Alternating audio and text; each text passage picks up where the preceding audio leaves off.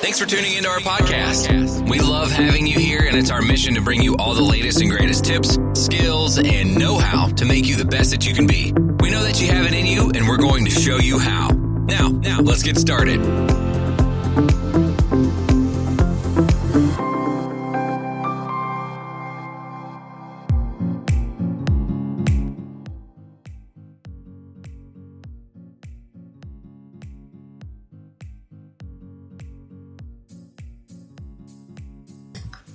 Hello, sorry about the I pressed the wrong button.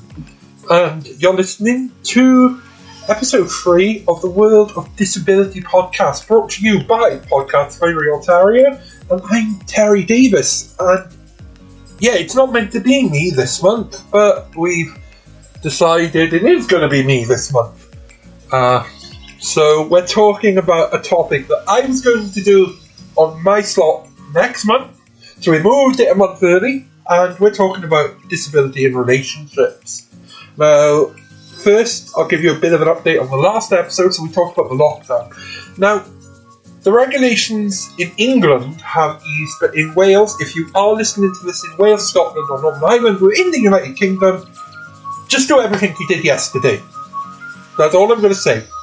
Isn't all of this conflicting information? I don't know if you have a disability, like I do. I have dyspraxia, so sometimes when all of this conflicting information is coming out and people are giving you mixed messages, namely the United Kingdom government, it gets a bit confusing. Now, if I'm finding it hard, right, and I normally keep up with politics, how is other people,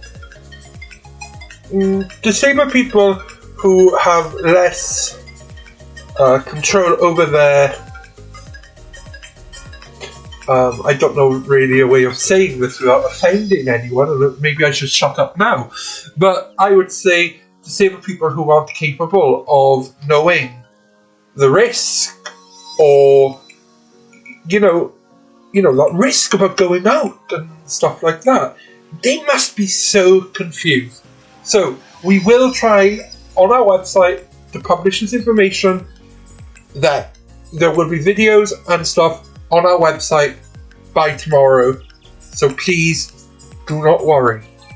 Now, like I said, we're talking about disability and relationships, and sexual relationships too, because so many people I've noticed in groups, because I follow a lot of groups to do with my own disability and dyspraxia, and basically people are asking the question, now, can disabled people have a relationship? Well, guess what? Yeah, you can.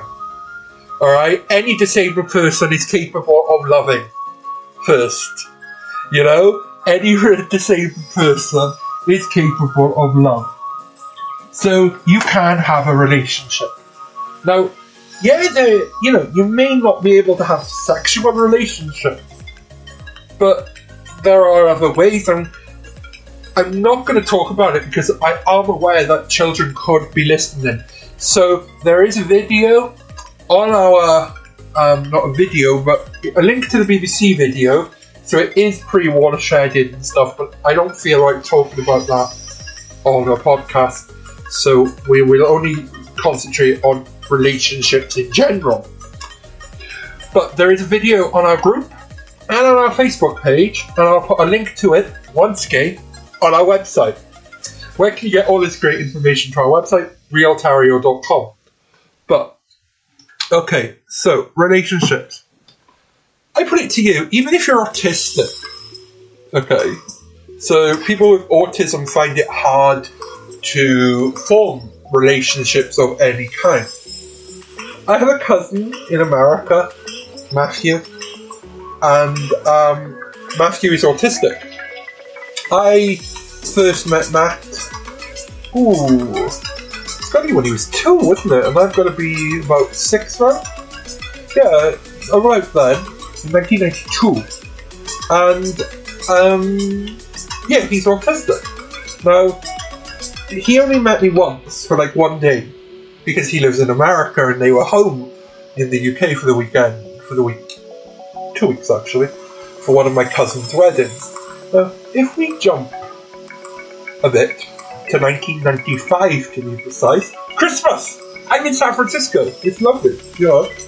And basically, I meet Matt again, a little bit older this time, and he remembers me, and, you know, a little bit. Now, he knew, I don't know, because normally my cousin said, when anyone comes to the UK, he's a bit iffy. So we were kids, so we were playing, do you know what I mean? And now we're going to jump a little bit further to 2005. 2003. And basically, I'm back in America. I've gone back to visit. I've just finished comprehensive school. And Matt has grown up. You know, he's a teenager now. You know, he has grown. But he remembers who I am. That we're related. I don't know how, because my cousin, or my mum's cousin, but she's my cousin too, or my auntie Chris, as I call her, Matt's mum, came to me and said, well, he doesn't normally do this. You're a strange, you know, because we're family, and I get that, do you know what I mean? But to him, with his autism, he doesn't know that, do you know? But he came straight to me. He was actually, there's a photo that I have of the both of us, of Matt actually coming and laying on my leg. You know when people put their pillow on your leg and then just lay on the sofa? He actually did that. But it's something that he has never done, you know, besides his brothers and his mum and his dad and his grandma and his grandfather. Do you know what I mean? So his close family group. He came to me. My mum, he remembered her. He was, you know, giving her hugs and stuff. So when people say that, and we'll get back to the topic now, but when people say that people with a disability can't, or like autism, or even my friend Terry Begley, Jason Stone, and Leanna, you know, they've all got different. Well, Terry and Jason have the same disability, but Lee has a different disability, and another friend of ours, Richard Batchelor, has another disability, and I have a different disability. So, you know, as a group of people with different disabilities, you know, we all form different kind of relationships. Now,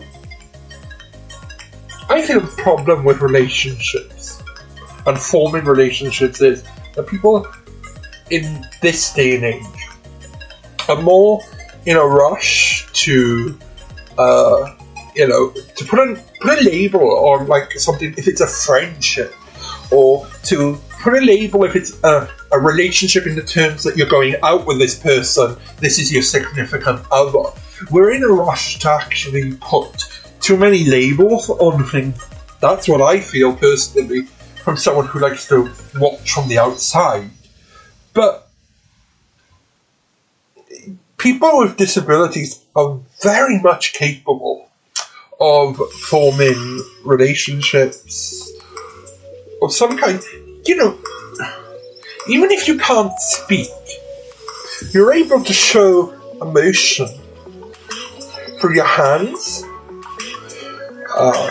through gestures that you make. Even if you can't hear, you're able once again to show how you feel to another person. Do you get my point?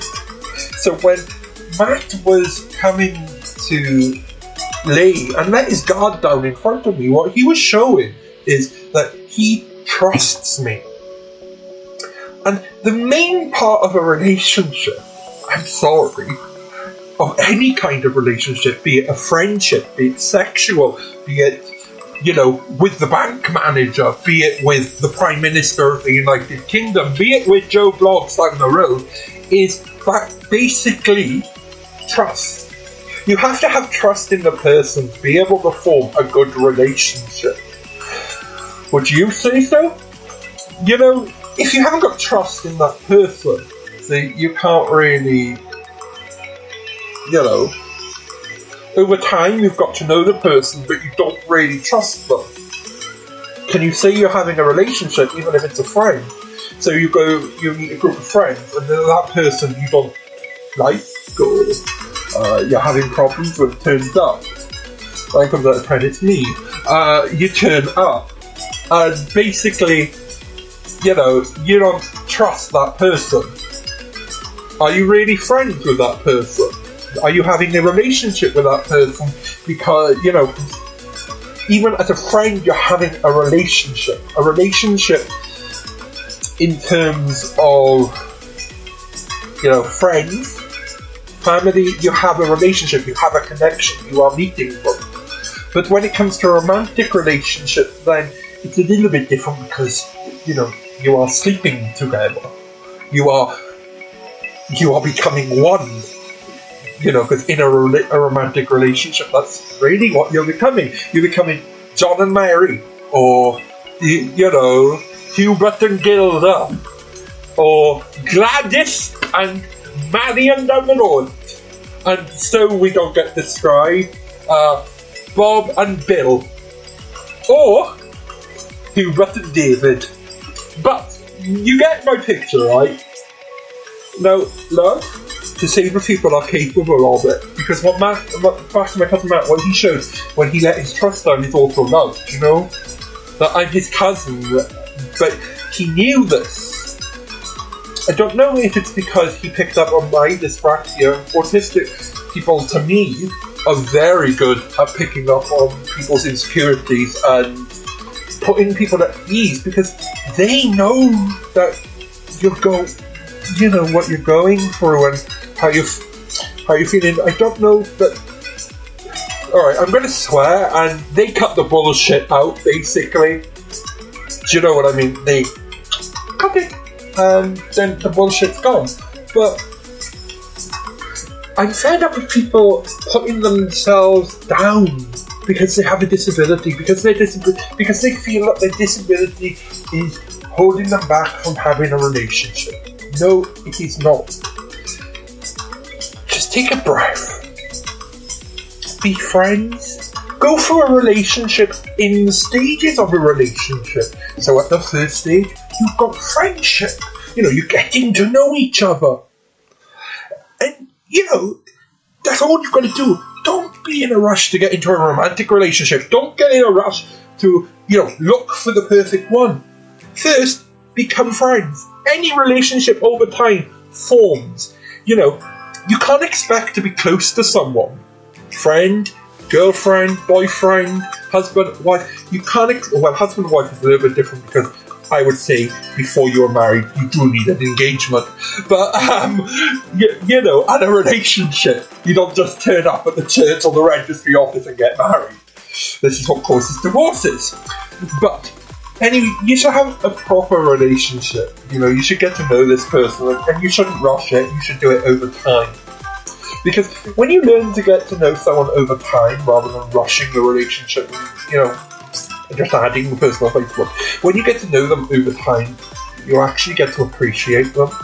And life gets easier because they get to appreciate you, and they get to know you and all of your insecurities and stuff. With some of my great friends, we can go months, years without speaking to each other. We come back together and we're the best of buddies again. That's a real relationship. Do you know what I mean? Now, it was only a quick 20-minute, 15-minute podcast today about relationships, and I am over time going to expand these podcasts to add them some more time into them, but it just won't be today because we are doing lockdown. And thank you for tuning in. I hope it did help in a way, but I just wanted to get what I feel relationships are. And like I said, there are some stuff on the World of Disability podcast Facebook and group. Do take a look about sexual relationships in general. Yes, disabled people do have sexual relationships. We will be talking about next transport and disability according to this, and we were going to have an awesome guest, Mr. Mark Stone from Swansea, but alas, Mark has sadly passed away. We are very upset about it still here at Real Terryo, but we will be asking someone else to come and take his place for that segment.